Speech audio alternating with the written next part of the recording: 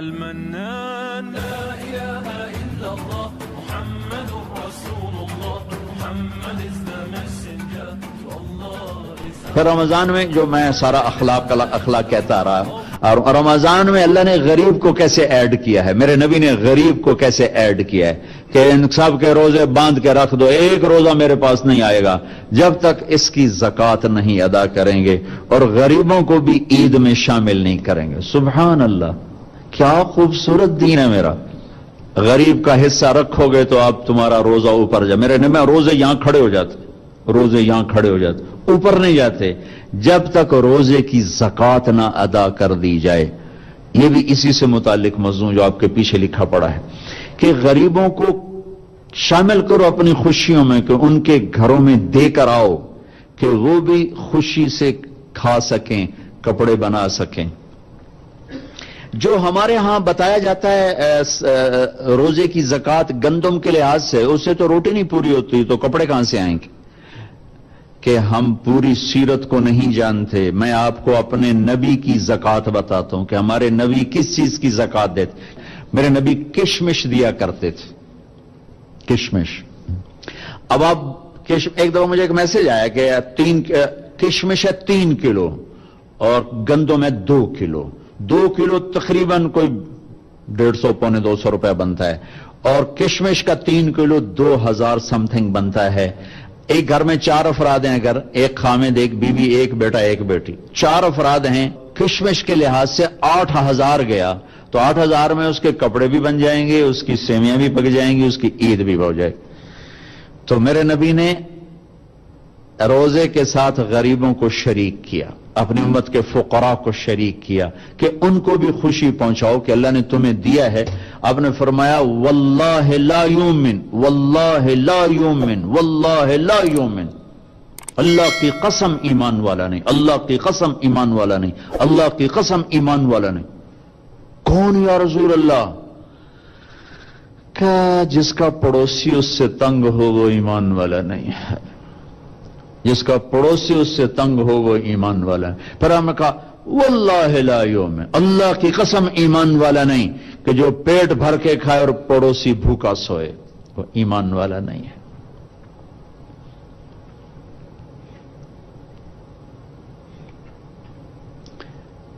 تو غریبوں کو شامل کیا۔ حضرت عبداللہ بن عمر کے گھر میں مہینے میں 1 دن گوشت پکتا تھا، 1 دن۔ تو ان کا ایک پڑوسی تھا یہودی، تو جب آپ کے سامنے کھانا رکھا جاتا تو پوچھتے بھائی ہمارے پڑوسی کو بھیجا؟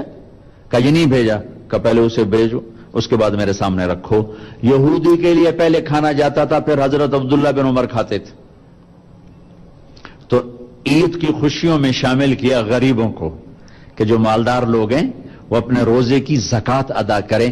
کشمش کے لحاظ سے آپ ادا کریں، ویسے تو آپ گندم کے لحاظ سے بھی ادا کریں گے تو آپ کا واجب ادا ہو گیا، لیکن کسی غریب کا بھلا کرنا چاہتے ہیں اور لوٹ کے بھلا آپ کے پاس آئے کہ آپ کا خزانہ اللہ کے پاس جمع ہو جائے۔ امام زین العابدین کی خدمت میں جب کوئی سائل آتا تو آپ کہتے واہ واہ اللہ تیرا شکر ہے، تو نے میرے پاس سواری بھیج دی جو میرا سامان اٹھا کے میرے آخرت کے گھر میں پہنچا دے گی۔ کیا عجیب تعبیر ہے، اللہ تیرا شکر ہے تو نے میرے پاس سواری بھیج دی جو میرا سامان اٹھا کے میرے آخرت کے گھر میں بھیج دے گی۔ سائل آپ کی آخرت کی سواری ہے، تو اب سخی بن کے دیں، بخیل بن کے نہ دیں، اس سے اللہ کے غریب بندوں تک خوشیاں پہنچیں گی، دعائیں ملیں۔ عید المبارک یہ رمضان کا تحفہ اور انعام ہوتا ہے۔ روزہ پہلی امتوں پر بھی فرض تھا، لیکن ان پر عید کی نماز کوئی نہیں تھی، اور ابراہیم علیہ السلام کے بعد قربانی کی سنت ہر امت پر جو ان کے بعد آئے، ابراہیم علیہ السلام کے بعد، وہ قربانی کرتے تھے، لیکن ان کے لیے عید قربان کوئی نہیں تھی۔ ہمیں اس امت کو اللہ نے خاص طور پر یہ 2 عید خوشی کا موقع۔ کس بات کی خوشی ہے؟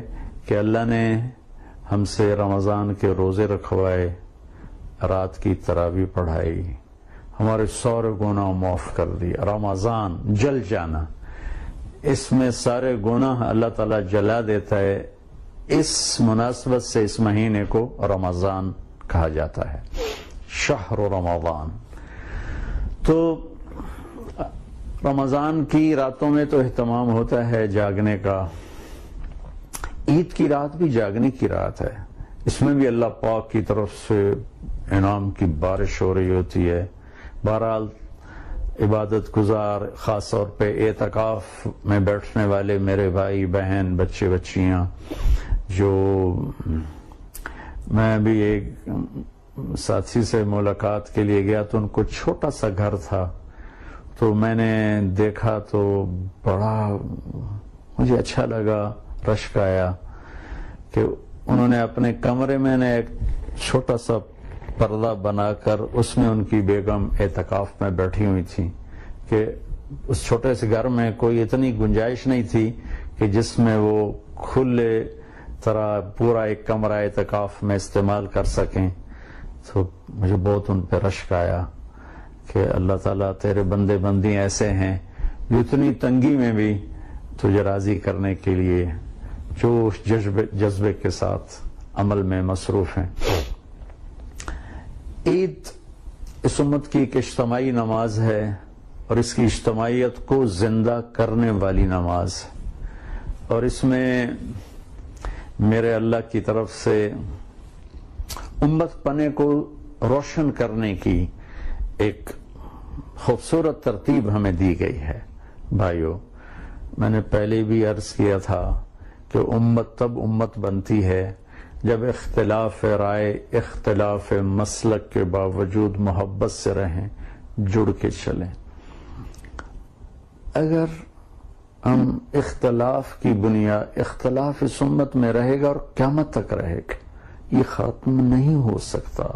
اللہ کا نظام ہے، اس کی کوئی حکمت بالغ، اس کی کوئی عظیم حکمت ہے۔ محبت سے رہیں اختلاف کے باوجود، تو پھر ہماری عید عید ہے اور ہمارے لیے ایک تحفہ عظیم ہے۔ اس کو بھائیو اس طرح ہم منائیں، ادا کریں۔ اگر کسی سے لڑے ہوئے ہیں، کسی سے ناراض ہیں، کسی سے بائیکاٹ ہے، کسی سے نفرت ہے، کسی سے نہیں بولتے، کسی پر گلایا ہوا ہے، اس کو معاف کر کے خود ہی جا کے اس سے مل لیں، خود ہی اس کو فون کر دیں اور اپنی عید سے پہلے اپنے سینے کو صاف فرما دیں۔ میں آج پھر اس حدیث کو دہراؤں گا جو میں ہر بیان میں دہراتا ہوں کہ میرے بیٹے انس، میری ایک عظیم الشان سنت ہے، عظیم الشان، سبحان اللہ، یہ لفظ مجھے یہیں یاد ہے اور کہیں یاد نہیں، عظیم الشان۔ میرا نبی کے ہر سنت ہی عظیم الشان ہے، لیکن جس کو وہ خود کہیں عظیم الشان، وہ کیا چیز ہوگی؟ اگر تو سنت سے پیار کرے گا تو مجھ سے پیار کرے گا، مجھ سے پیار کرے گا جنت میں میرے ساتھ ہو جائے گا۔ جنت کا مل جانا بھی بہت بڑی چیز ہے، لیکن جنت میں اللہ کے حبیب کا ساتھ مل جانا جنت سے بھی بڑی چیز کا بیٹا وہ یہ ہے، ان استطعت ان تصبح وتمسی وليس في قلبك غش لأحد فافعل۔ بڑے پیار سے بات کی، میرے بچے، میرے چھوٹے بیٹے، ان استطاعت، اگر تو کر سکے۔ اس میں اشارہ ہے مشکل کام ہے، کرنے میں تمہیں تکلیف آئے گی، لیکن دیکھ تمہیں ملنے والا کیا ہے، تمہیں صرف جنت نہیں، جنت میں تمہیں اپنے نبی کا پڑوس ملنے والا ہے۔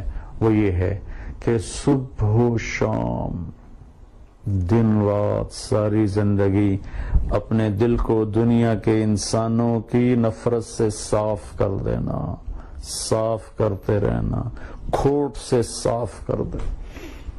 ان تصبح و تمسی، صبح شام، صبح شام، صبح شام۔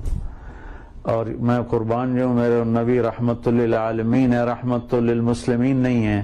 آپ نے کیا بات کی؟ فرمایا ساری دنیا کے لے احد، یہ نہیں کہا کہ للمسلم للمسلمہ، ایمان والا ایمان والی، اسلام والا اسلام والی، لے احد، پوری دنیا میں جتنے انسان ہیں سب سے اپنے دل کو صاف کر دے، سب کی نفرت حقارت نکال دے، سب کے لیے کھوٹ نکال دے، تو میرے بیٹے یہ میری عظیم الشان سنت ہے۔ میرے بھائی بہنوں، اپنی عید مناؤ اس حدیث کو لے۔